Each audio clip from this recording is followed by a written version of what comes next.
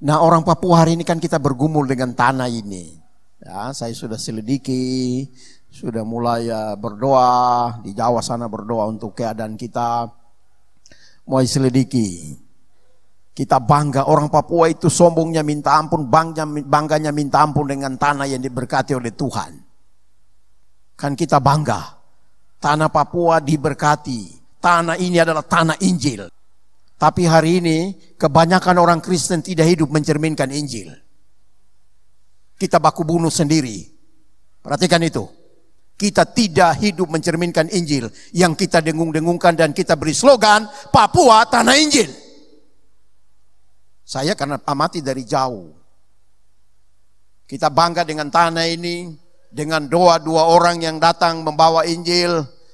Tanah ini diberkati oleh Tuhan. Siapa yang bekerja jujur di atas tanah ini, dia akan melihat tanda heran dari tanda heran satu ke tanda heran yang lainnya.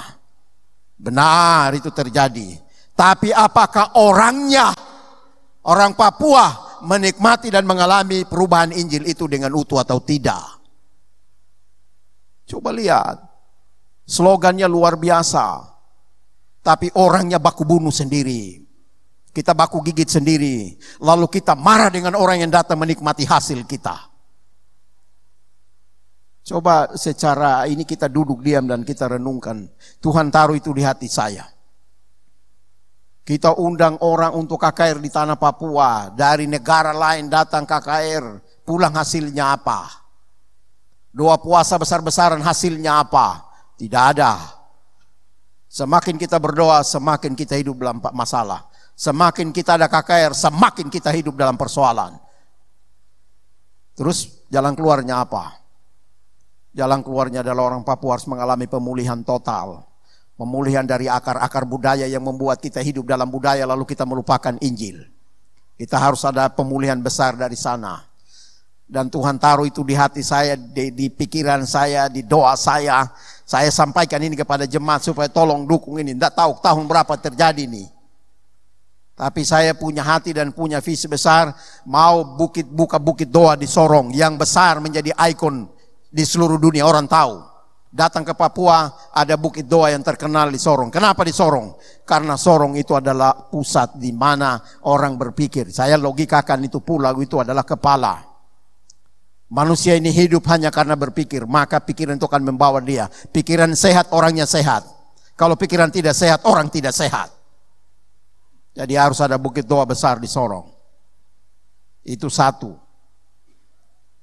Raja Ampat adalah pusat wisata dunia. Orang dunia akan tahu, datang ke Papua, oh ada tempat doa, kita berdoa di sana. Yang kedua, saya mau taruh satu di Wamena.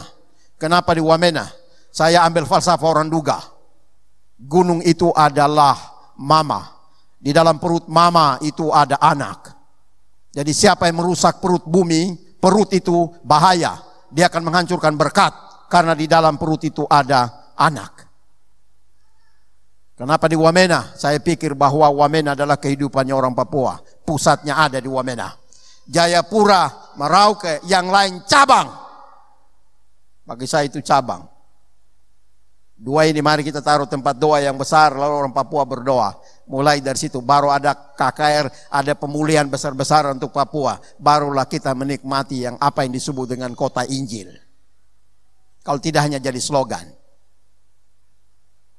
Saya juga analisa doa dari dua hamba Tuhan itu. Tuhan berkati tanah ini. Benar, tanah ini diberkati. Tapi tidak ada doa yang berkata Tuhan berkati orangnya. Tidak ada. Yang ada hanya Tuhan berkati tanah ini. Bagi saya orangnya harus diberkati. Bukan hanya sekedar tanah. Tapi orangnya harus diberkati. Dan saya siap lakukan itu. Cuma tidak tahu kapan ya, kita berdoa saja ya. Tapi ini saya sampaikan jemaat doakan, nah ini akan tersebar dan nah satu saat saya yakin bahwa Tuhan akan lakukan itu. Tidak bisa perubahan dan perubahan secara lokal. Tidak bisa. Secara lokal itu ingat bahwa kita ini bukan hanya lokal saja tapi seluruh. Jadi harus perubahan secara total untuk Papua. Barulah kabupaten kita akan menikmati berkatnya. Dan saya lagi gumul itu. Kiranya Tuhan tolong saya untuk itu. Atau tolong hamba Tuhan lain yang Tuhan pakai untuk menangkap visi itu. Dan itu terwujud.